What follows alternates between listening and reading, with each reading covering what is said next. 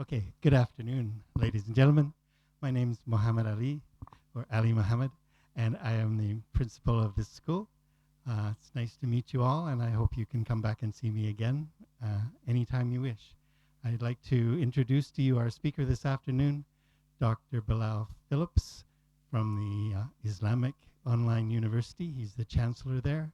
He's also from Jamaica, from Canada, and around the world, where he has become one of the leading scholars in the Islamic world. For the past 2 days, he's been here in the school with us, teaching our teachers how to incorporate Muslim teaching into their daily lesson plans. And now he's here to have a little chat with you, because teaching, as you know, is a team effort between parent and home and the student. So without further ado, Dr. السلام على رسول الكريم وعلى آله وأصحابه ومن استنى بسنته إلى يوم الدين. All praise is due to Allah, and may Allah's peace and blessings be on the last Prophet Muhammad sallallahu alaihi wasallam, and on all those who follow the path of righteousness until the last day. I've been asked to discuss with you or share with you something of the view of the Oman private school with regards to the education of your children. Your children who Allah will ask about the responsibility you had in bringing to them bringing them here, or bringing them to the location where they would be best educated. And you have chosen the Gulf, the Oman private school for, we hope, the right reasons. We hope that you have specifically chosen the Gulf, or the Oman, I keep saying the Gulf, Oman private school, because of its commitment to impart to your children a relevant curriculum of education, something which is appropriate culturally to the world of the Omani society, and yourselves as Muslims being a part of that society in the majority of Omani society, which at its root is Islamic teachings. We will seek to incorporate that in the presentation of the curriculum. Though the curriculum is from Alberta in Canada, how that curriculum is taught will determine whether the school's vision and mission of conveying modern studies in a culturally sensitive package, an Islamic package. And it's not to say that the school is an Islamic school per se,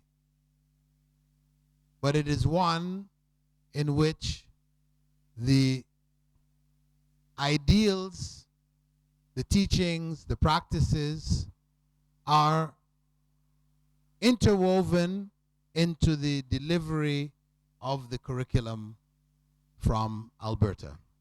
It could have been from another land, another country, another state. It happens to be from Alberta because those who were organizing the curriculum found it to be among the best in Canada. And Canada, in the status of nations is among the top countries imparting knowledge globally. However, we must not forget that the primary role of educating the children is ours as parents. We will have the greatest impact on our children, and we should have the greatest impact. The children are given to the teachers of the school for a period of time each day to do what we should ourselves be doing. In ancient times, there were no schools. Parents taught their children. That was the natural way in ancient times.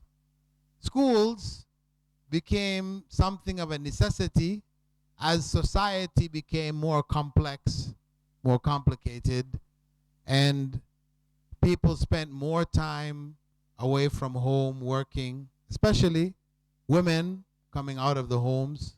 Then the need for institutions to educate the children in the place of the parents became greater and greater. But in the end, we as parents have the responsibility to ensure that our children get the best education they can. Ideally,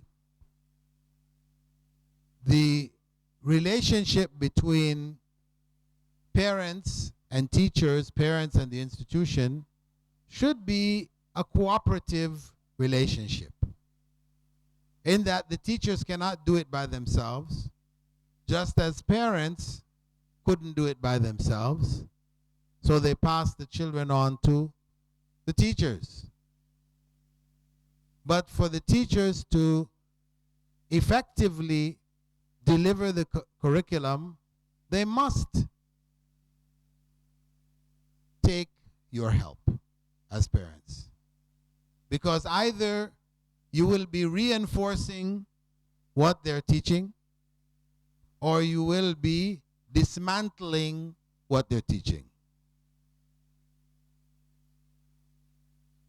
The parents still have a vital role regardless of the institution that the children are put in, even if it is the best of institutions. If parents do not participate in this process, then the children will not develop properly. They will be crippled, because that input of the parent is vital for the development of the children. Whether the parents actively are engaged, where they see their role as supportive and cooperative, wherein they keep track of the children when they come home. What did you learn today? What was your class about? How was your teacher? How was your classmates? All of this is a part of the participation in the learning process. By you knowing what your children are going through. By you ensuring that the experience that they're having is one which will contribute to the proper development of your child. It's not enough to just hand them over and just assume everything will be all right. In the best of institutions, there will be weaknesses. Nobody can replace you as a parent. You are the parents. So, though on one hand, we should keep tabs on what's happening in the classroom, and the teacher. Who are the teachers that your children like, and who are those that they dislike? Why do they like these teachers? And why do they dislike those other teachers? And if you find out that the reason why they dislike or the reason why they like are not good reasons, then it is your duty to inform the administration of the issues. Because your children may like a teacher for the wrong reasons. This type of basic information, we are required, we are expected as parents to find out. This is our duty towards our own children. We owe them that much because we're putting them into the hands of others, and they are in a weak position. Regardless, they are at the mercy of the institution. So we have to ensure as much as is possible that they're in a safe environment, emotionally, psychologically, physically, spiritually. From all aspects, we need to be certain that they are in a safe environment, they are well taken care of. Because of the fact that in spite of putting our children in school, our children do learn much of what they learn from us. We may not be sitting in front of them like a teacher, giving them classes, durus. We may not have the time to do that. But just what we say and what we do at home becomes our classes, because the children are watching us. They're watching what we do. When we do things which contradict what the teachers say, you may hear them chirp up, say, well, why are you doing that? You know, our teacher said you're not supposed to do that. Yeah. And how we respond to that question becomes a lesson that you teach your child. Because if what the teacher had told the child was correct, the teacher tells the children, smoking is bad. It's not good. But back home, parents have a shisha. Every evening, mom and dad sits on the hubbly bubbly, smoking away. So the kid asks, why are you doing that? It's not good. Our teacher said. And you tell them, shut up, go away. You're teaching them. You're teaching them a very bad lesson.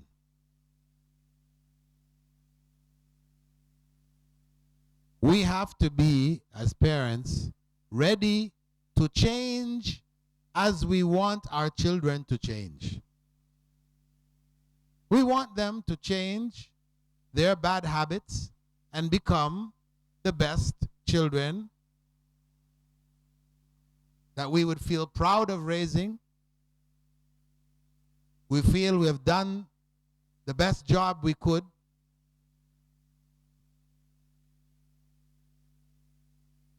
We shouldn't be bringing the children home to an environment which contradicts the principles of the school itself. Either those principles are valid principles and correct principles by which people should live by, or they're not.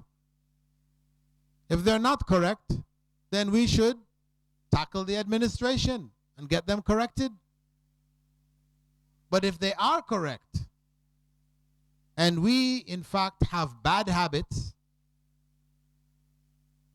then we owe it to our children to change. For us to stop doing what is in fact not good, even though it is our child who reminded us, we might feel as parents, who is this child to tell me? We look down on them.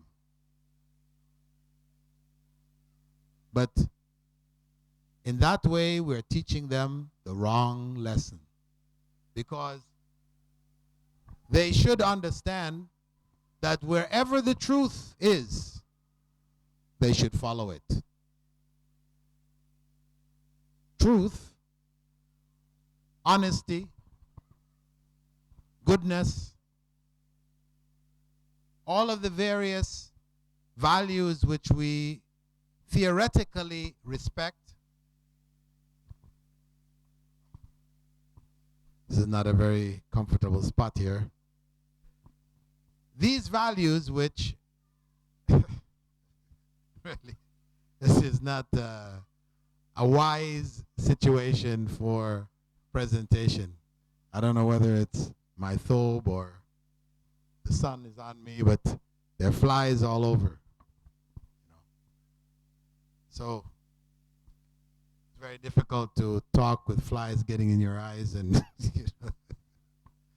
But anyway, as I said, it is very important the truth and of following the truth wherever they find it. So we have to be very careful not to contradict the good teachings of the teachers. We should instead reinforce. So if the children say, this is not good, teacher said it's not good, we say to them, you're right, I'm going to stop. And stop. Because that's the right thing to do. That's the better thing to do. Furthermore, in the home, if the parents are themselves squabbling, fighting all the time, husband and wife at each other constantly, then this is going to affect the children's ability to learn. Because that kind of an environment is not a healthy environment for a child to grow up in, where their parents are at each other's throats continually.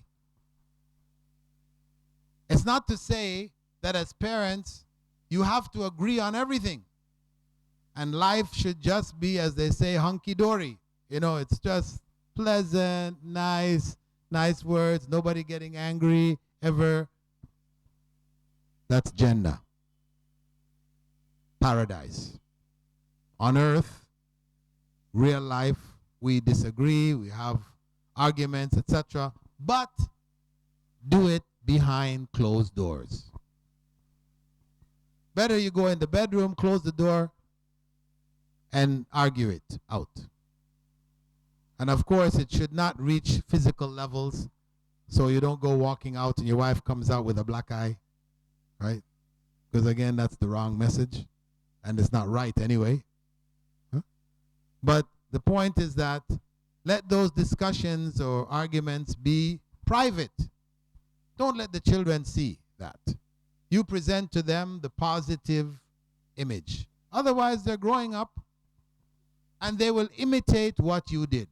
They will accept this as a norm, think it's normal for people to do that, and you have passed on. These are your lessons that you're teaching your children.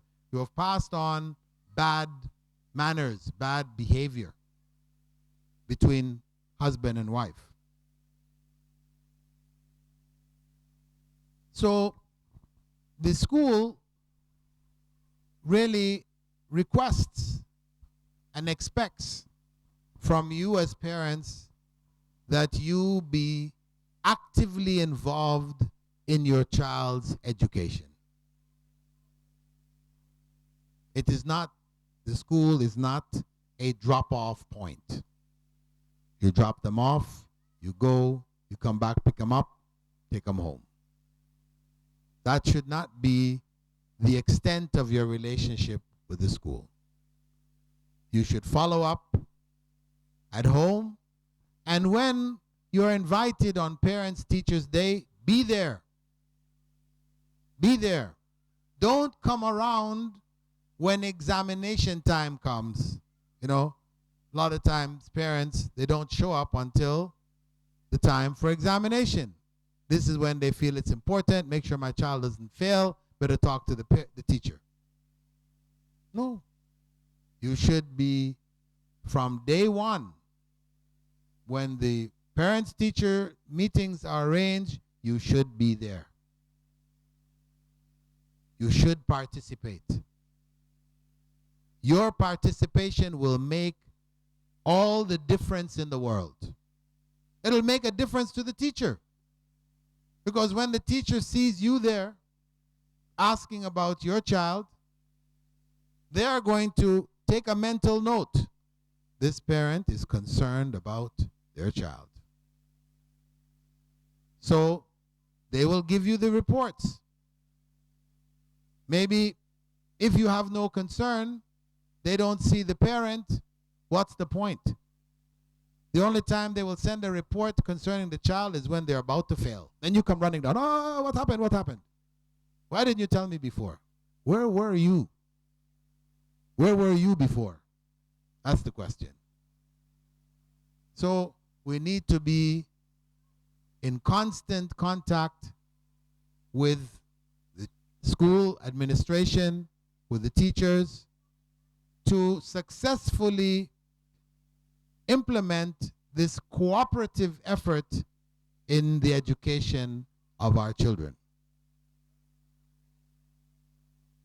And of course, it goes without saying that in that